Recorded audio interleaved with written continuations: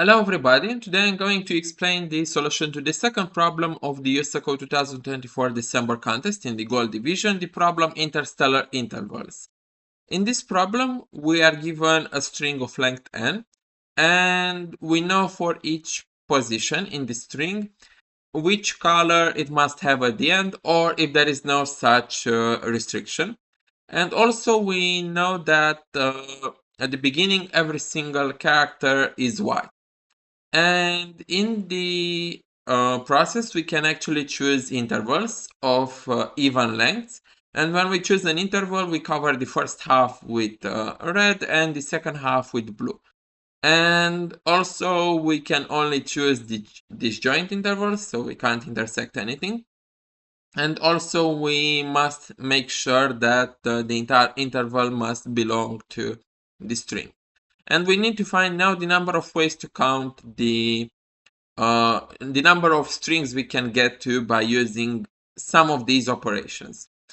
And obviously, when we think about it at first, given that it's a counting problem and we have this restriction as far as the intervals go, the first and the most obvious thought is dp for this problem. And now when you think about this kind of dp, we want to be able to identify something to get a state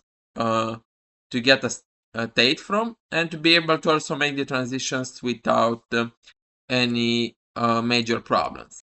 And at the beginning, what I thought that is to get some slow DP, because for this kind of problems, because it didn't seem very obvious at first how to think about it, I basically just started off with a slow DP to get somewhere.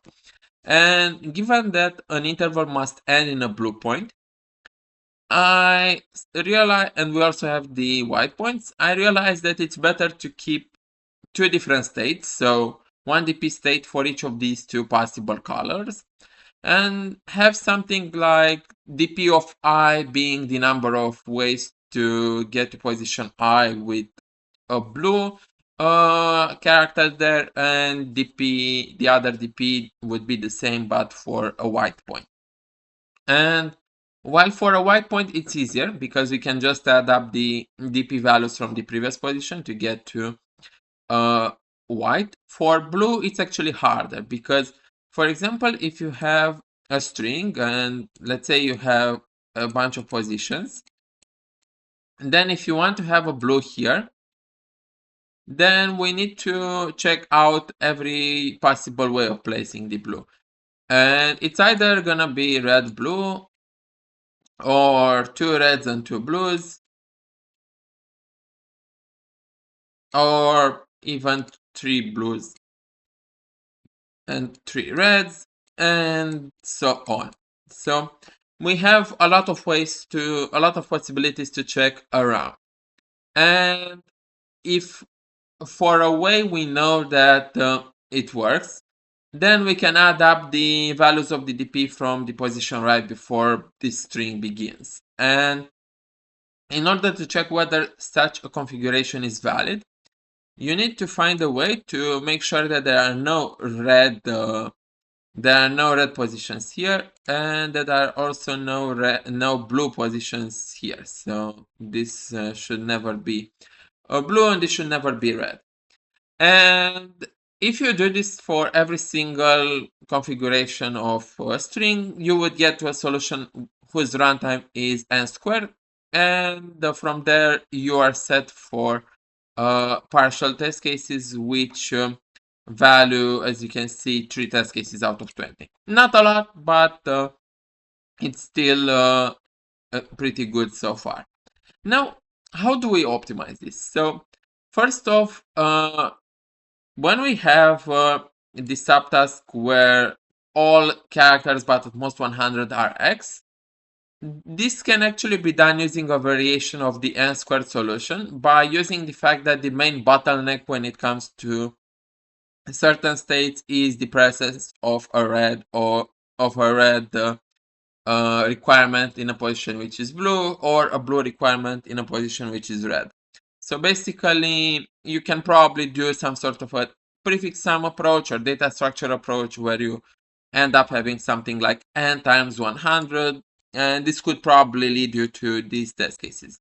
However, this is still not enough, can only lead us to still 50% of the overall score, so we need to think further at the ways to optimize this. And now when we think about the bottlenecks we have for a given position, we already discussed that at position I, you can only go up to a position J, where the requirement at position J is red. Because if you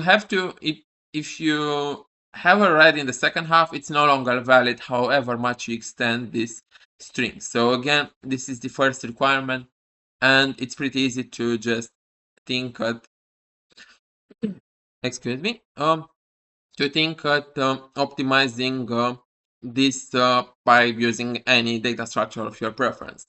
However, what do we do with the left half requirement? Because at some point, having blue here might be good, having blue might not be good.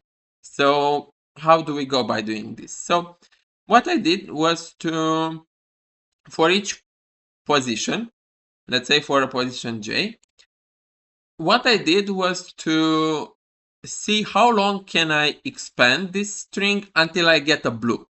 Because whenever I get a blue, then it means that you can't use any longer substrings because they would all have the left half being blue. And for, let's say, a J2, for a J2, I found a position I2 such that S of I2 is B. And using both of these constraints in mind, you can think of a solution where you use the data structure to update the position you're at with the values of the DP. And whenever you get to the position where you have the restriction, you will undo the update and just make it 0. And for the part where we compute the DPs from the current position, all we have to do is to just make a range sum query. It can be done with a Fenwick tree or a segment tree. So again, it's pretty standard from here. But again, the idea of getting to this solution might be more complicated depending on what you want and what you have to do. So let me show you the solution. So basically, I kept some prefix sums for the states, for the number of red and blue ones. And I also kept 2 Fenwick trees because each position only interacts with positions of the same parity due to the fact that the length of an interval is always even. So basically, I have here the part where I undo the updates, as I explained earlier there. And also, you will see at the very end that I have a part where I binary search for the nearest blue to update and to see where I can undo the updates. So again, depending on the parity, we want to use the appropriate parity. And if we are at least at position 2, we must have 2 positions to make an interval. I'm going to binary search for the nearest red. And basically, I will compute here the range query to see where I can actually create the other DP. As you can see, I named them all DP2 because I also had the DP solution with the brute force, and I used this to check whether the values I get here are correct or not. And basically, obviously, I also have a manual check for the very beginning to see if I can create a string with everything so far. And obviously, if I can have a white, I also add the DPs for the white ones. And here I binary search for the nearest blue. And from there, I would do the updates and add in the set when I can change the positions. It was, for this problem, it was very important to make sure that when you think of the idea, you want to both use a slow solution to compute your initial DP as well as using some observations regarding which states work and which states don't work to be able to identify the blue points and the red points which can allow you or disallow you to have a certain DP value. If you enjoyed watching this video, please like the video, subscribe to the channel, and if you have any sort of feedback, I would be delighted to hear it in the comments.